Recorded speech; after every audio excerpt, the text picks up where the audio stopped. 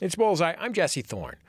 Rian Johnson is a writer and director who first broke through in 2005 with his movie Brick. It was a film noir homage, a little Coen Brothers-y, that was about high schoolers in Orange County. He made it on a shoestring budget with Joseph Gordon-Levitt in the starring role. At the time, he was that kid from Third Rock from the Sun. And he did it by scripting and storyboarding every single shot in the movie. Every camera movement, every camera angle was on the page before he put it on film. Since then, he wrote and directed Looper and The Brothers Bloom, and he also directed some of the most important episodes of the television show Breaking Bad. Ryan's been really eager to get the word out about a little project that he picked up a couple of years ago that's just hitting theaters. It's called Star Wars: The Last Jedi. It's really starting to pick up steam, so we're glad we could shine a spotlight on it. Seriously, though, Rian Johnson is a favorite here at Bullseye, one of the nicest and smartest dudes I've ever had the pleasure of talking with. And The Last Jedi is absolutely reflective of that. It is exciting and Star Wars-y, and it is funny and actually genuinely moving. Now, if you haven't seen Star Wars: The Last Jedi, we are going to talk about it. We are going to talk about the plot, stuff that happens, stuff that if you really want to stay fresh, might spoil the movie for you. That having been said, if you've just been meaning to get out to see it, I don't know what to tell you. I think you've made your decision by now. If you'd rather not hear about the plot, come back in half an hour or so. Anyway, with all that out of the way, Rian Johnson. Rian Johnson, welcome back to Bullseye. It's great to have you back on the show. Thank you so much for having me, Jesse. So we had dinner 6 months ago, something like that, and I hadn't seen you in a long time, and I thought, and I've been thinking this whole time, I've been worried for you. I'm doing just fine. I was worried. Well, congratulations on the success of the film. You're doing great now. But at the time, the movie hadn't come out. And just to demonstrate that it wasn't completely irrational, the movie hadn't come out. Yeah.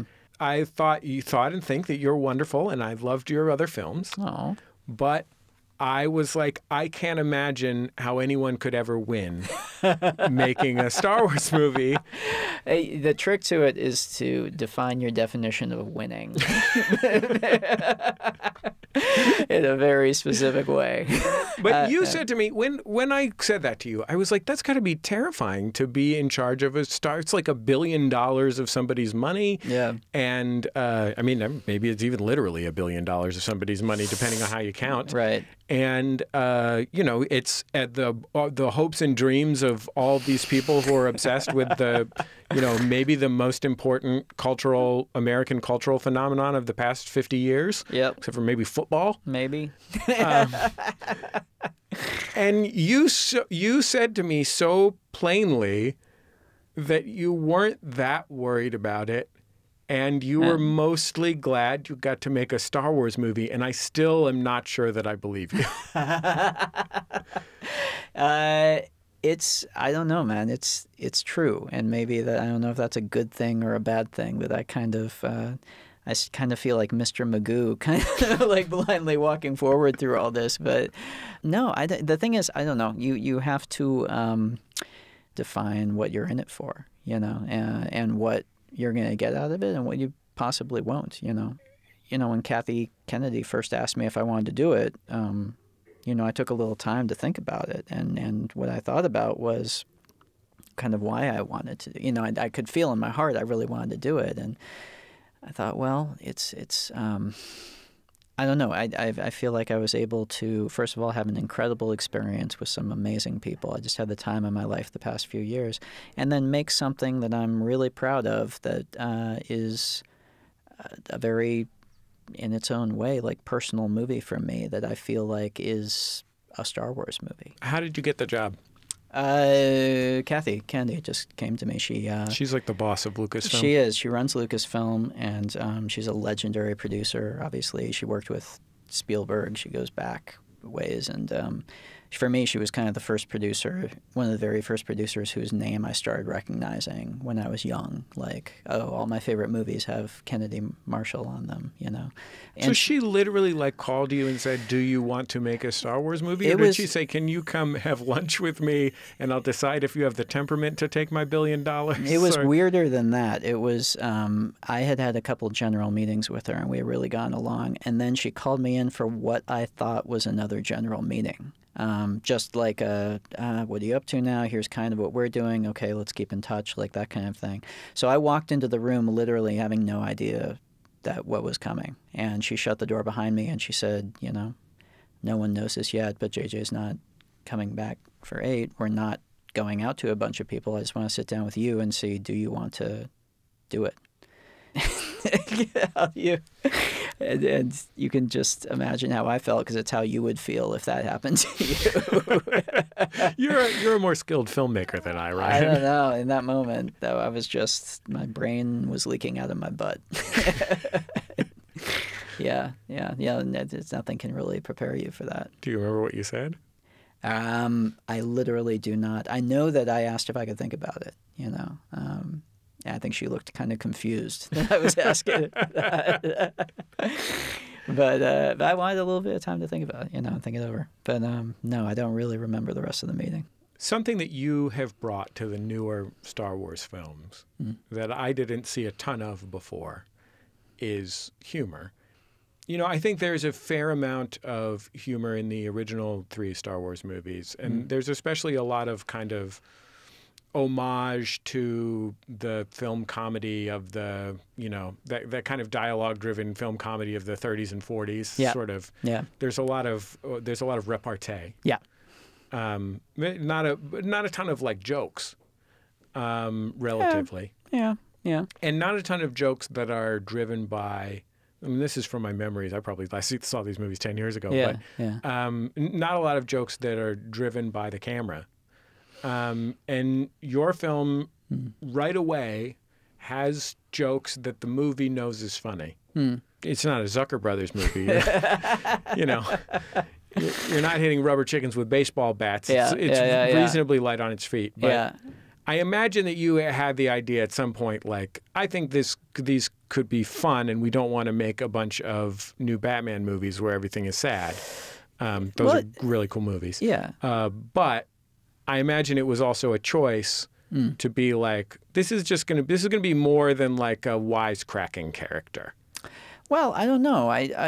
That feels like the original movies to me, and I would I guess argue a little bit at both sides of the spectrum, both that, you know, in terms of the humor in The Last Jedi and also in the humor in the original films. I think if you go back and revisit them, there's a lot more of it there than you remember, and some of it is just wisecracky, jokey. But I don't know. I also, yeah, I'm sure there's just because it's coming from my own personal sense of humor, I'm sure there's a difference between each one of the movies and between this one as well. But I also thought in Episode 7, I thought in The Force Awakens, one of the things I loved about it was how light on its feet it was and how it had that great, you know, Larry Kasdan crackle to the dialogue, and there was always a sense of swashbuckling fun to it, I guess. But I also, I was, in terms of a conscious choice in terms of the humor, I knew that because this was the middle chapter, I knew that it was going to get a little darker in parts. I knew that we were going to be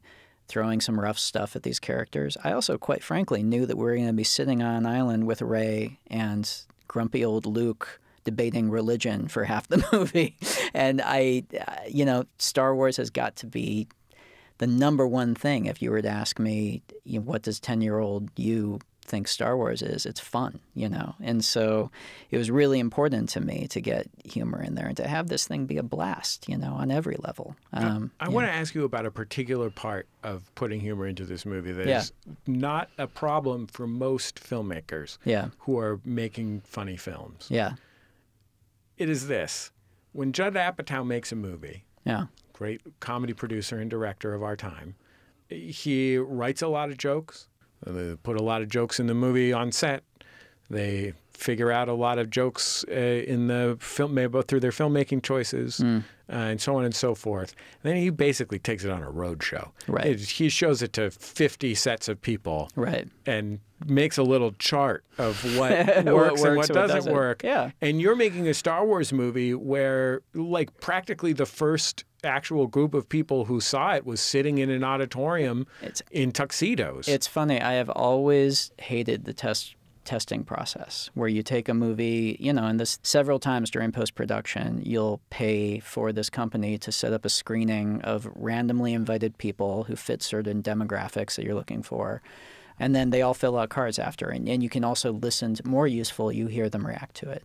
And I've always found it to be a torturous process. And it was weird during the post-production of this film to realize I would give my right arm to put this in front of 300 strangers, in New Mexico and hear whether the jokes play. It's interesting, though. I mean, it was a big relief at the premiere that the jokes do play. They get laughs. Now, whether every single Star Wars fan thinks they're the right type of laughs or whether they think laughs belong in a Star Wars movie, we can talk about, and I will disagree with. But I think the fact that the movie, that generally it played, I was breathing a big sigh of relief. And it played the way I had kind of manufactured it to play, which, but it's true. It's terrifying. You don't know until you get to the premiere, and then you're just holding your breath, squeezing your girlfriend's hand until you hear bones start to crack. Not literally. I do like the idea of you as a terrified stand-up comic who has to premiere a new hour in front of a crowd at Carnegie Hall. That's exactly what it is like, and it's really, really scary, especially in regards to humor, because that's the one thing that's binary. They're going to laugh or they're not, So, no, it's scary. What can you do? The movie's been out for a while, so I'm going to talk about the plot some. Come on. And I don't think I will ever have another guest on my show where a greater proportion of the audience is familiar with the subject matter of the program. I could be interviewing Cervantes right now. More people will be like, I don't remember Sancho Panza. Which guy is that guy? Yeah. By the way, most of my relationships with Sancho Panda. Sancho Panda? Television cartoon version of Don Quixote, which is real. Is he a panda? Yeah. Okay, I hope so. What kind of animal do you think he is? What's your best guess? He could be. I don't know. Good. Go on with your question, Jesse. Sorry. Okay, so I want to talk about plot. So, you pretty much lay it out there. That the first film was largely driven by this search for this lightsaber, this mystical, magical lightsaber that belonged to Luke Skywalker, and we have to bring Luke Skywalker back by finding this mystical, magical lightsaber. And there's a scene in the film where our new protagonist who has found the lightsaber and made it to the secret island on the space planet where Luke Skywalker lives, puts the lightsaber in his hand. I'm doing the choir as you're thinking. And he throws it over his shoulder. Right. Like, forget this. Right. When did you decide to have that part in the movie? Pretty much. It was very, very early, and it was because if you take Luke Skywalker seriously as a character in terms of him in terms of the one thing that we know about him from The Force Awakens, which we obviously don't know much, but the one thing we know is that he's taken himself out of the war and he's on that island. And, why is he doing that? That's the first question I had to answer for myself.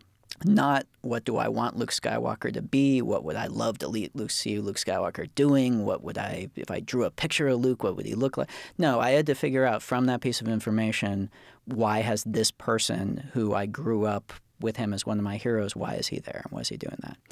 And as I started doing that, very quickly it became evident to me that he's got to be there for a reason. He's got to be there because he genuinely believes that removing himself and thus the Jedi, because he is the last Jedi, from the equation is a positive thing for the galaxy.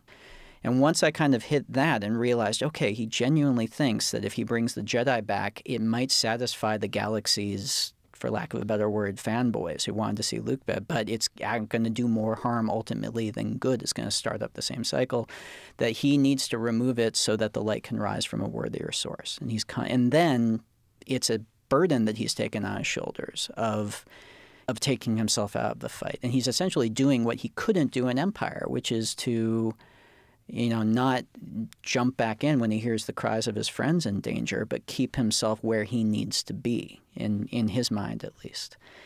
And once you get all that, this kid he doesn't know comes up to the top and with this big gleam in your eye, like, here you go, hands this symbol of everything that he has done, this gargantuan feat of will to step away from, and shoves it in his face with this expectant look. What's he gonna do?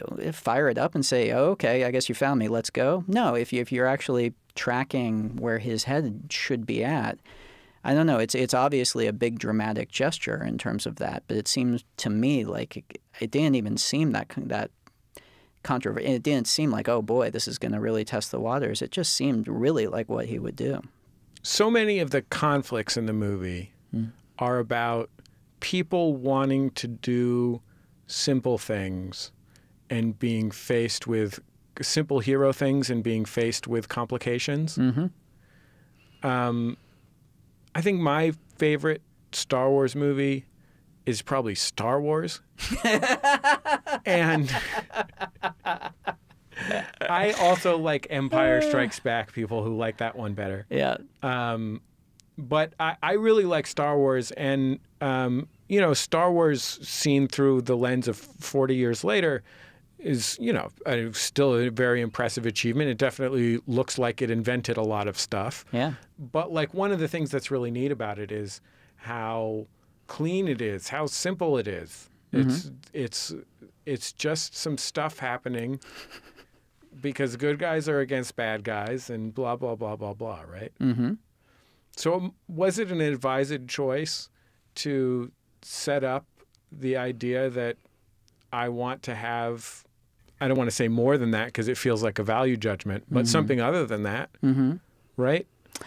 Well, I think you're very right about the first Star Wars, which was the first chapter in a trilogy. And I think You know what? Time out. Yeah. Yours is my favorite. No, you stop. It is. You Go ahead. Stop. So I think you're very right about the first Star Wars, which was the first chapter. And then, which The Force Awakens was the first chapter in our trilogy. Empire Strikes Back was the second chapter, and we're the second chapter in this trilogy. And if you look at where Empire Strikes Back took that very simple hero versus bad guys dynamic, and I guess this is kind of easy to kind of lose the shock of this over the years. The I am your father moment, has become so ubiquitous and ingrained in culture. If you really think, though, about, in the context of everything you just described about that first Star Wars movie, what that does is suddenly it takes, Luke has been able to just project his shadow onto this, and us as the audience by extension, project his shadow onto this literally faceless bad guy, this personification of evil. And so it's black and white, good and bad, awesome. Empire Strikes Back hit, I am your father. All of that, suddenly the waters get muddied. And suddenly that is completely subverted. And the bad guy you thought you could just kill is actually a part of you, and a part that you now have to start thinking in terms of a much more complicated arc of redemption. And his reaction to that, that's one of my favorite moments in all the movies, is Mark's performance when he screams that no in reaction to that. And that's what, I felt like we had to do in this one. There's this rap group called The Coup. And a great rap group. You like them very much. And the front man of that group, Boots Riley, the rapper, now a filmmaker, actually, has a movie at Sundance this year. But Boots has this beautiful song called Wear Clean Draws that is him talking to his daughter, basically. And the refrain basically is that you should always wear clean underwear because you never know when you're going to get hit by a bus, right? But it's that kind of simple, plain stuff. Boots is also Marxist. And one of the things that he says in this song, just as plain as day, is he says, tell your teacher that princesses are evil. The way they got their money was they killed people. And, you know, I don't, like, I had never really thought about that until I heard that record. And it made, and, you know, when I had kids, and, you know, I have a 6-year-old daughter and a 4-year-old son and a baby. The baby doesn't care. But the 4-year-old and the 6-year-old are going through all this stuff about how stories about conflict and our rulers happen. And it's astonishing how much of it presumes essentially the divine right of kings. And there's a lot of the divine right of kings in Star Wars mythology, in the stuff that had been accreted over 35 years. And there's a few really particular nods against that in your movie. One of them is that you have a protagonist that we had presumed had gained her magic powers by bloodline, who turns out to have gained them through something else, divine providence or worthiness or whatever. And one is that casino scene, which is pretty explicitly about where the culpability for, you know, it's basically banality of evil, the Star Wars scene. Right. When we have all been focused on the evil of evil. You know, everybody's worried about guys with helmets. Why are those things in the movie? Well, the Rey one, first of all, you know, ultimately the themes that you're speaking towards, and the notion of, I mean, the most banal way of putting it is the American idea that anyone can become president, but the notion that, you know, it's ratatouille, it's, you know, anyone can be, you know, I forget how it's phrased. So you're saying she's sort of a Trump-like figure.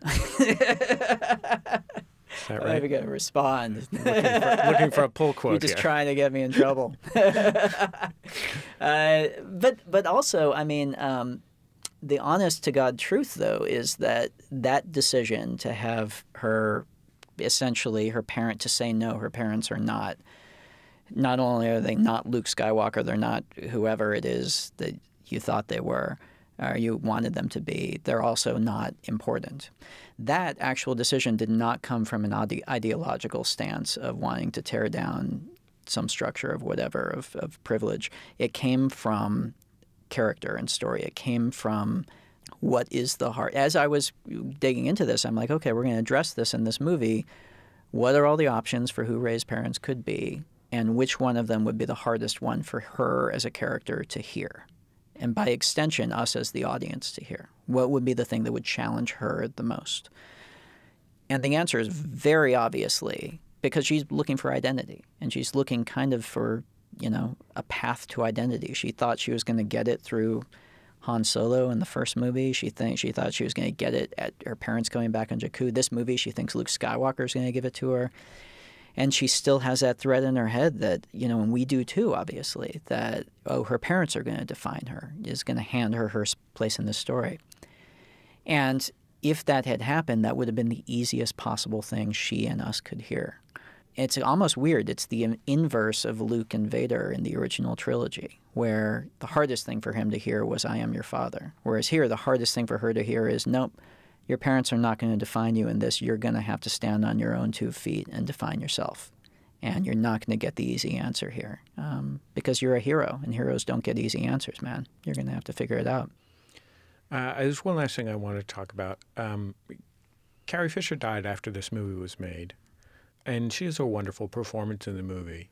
She's also not the center of the movie. This is a movie that, if we're talking about which one of the original Star Wars gang it's about, it's mostly about Luke Skywalker, although she's very important in the film. Did her passing change the way that you thought about the film? Well, it's impossible not to change, you know, watching it, the filter you watch it through, you know, and all of her scenes, they become just a lot more complicated watching them back. Yeah, absolutely it did. And then obviously her scene with Luke, suddenly it suddenly becomes a goodbye scene in a much more profound way than it was before. But it didn't change. She passed away over kind of, around New Year's. We got back after the holiday break and went in the edit room, and I looked through all her scenes, and I had a conversation with Kathy, and the question briefly arose, do we try and do something? Do we try and manufacture an ending for the character or something? And, I felt strongly, and we decided pretty quickly, no, we're going to let this performance stand, both because I couldn't imagine a manufactured ending being emotionally satisfying in a way that would be better than whatever you could do at the beginning of the next movie. And also because her performance, I thought, was beautiful. And I thought that I knew if we did that, we'd have to lose some element of it, whether it was that scene with Luke or the scene at the end with her and Daisy on the Falcon. I want, especially now, I want to leave the movie with Carrie Fisher having told me, giving me words of hope at the end of this movie. And I wanted, the world to have this performance of hers. Well, Rian Johnson, I got to tell you this. I've loved and admired all your movies to this point. Oh. And it's been a pleasure to know you, but this is the end. No. This is I realized that sentence sounded like it was going a different direction halfway through. You just hear a gun cocking. And I was genuinely terrified that something would go wrong with this movie and your life would be ruined. And when I saw it and I loved it so much, I was just so happy. So I just want to congratulate you, not only on meeting this absurd, hitting this absurd goalpost or however metaphor you want to use, but also for just settling me down and bringing me a little bit of comfort. Anything I can do for you, Jesse, I'm here for you. I know that's why you did most of this stuff. I truly appreciate that, man. Thank you so much. Rian Johnson. Star Wars The Last Jedi is playing at your local art house movie theater. If you want to check out some of his earlier work, and I really highly recommend you do, I can't tell you enough good things about his first film, Brick. It is really one of a kind, a real joy. One day I'll write an outshot about it. Anyway, let's end with a song that was written just for Rian and his new Star Wars movie by a friend of our show. It's John Darnielle of the Mountain Goats, and according to Rian's directive, it is called The Ultimate Jedi Who Wastes All the Other Jedis and Eats Their Bones. Stay true to the path, young Jedi. Cleave to the precepts you've been given. Remember those who went before and cleared a way for you. Let your deeds give hope and comfort to the living. Let your deeds give hope and comfort to the living.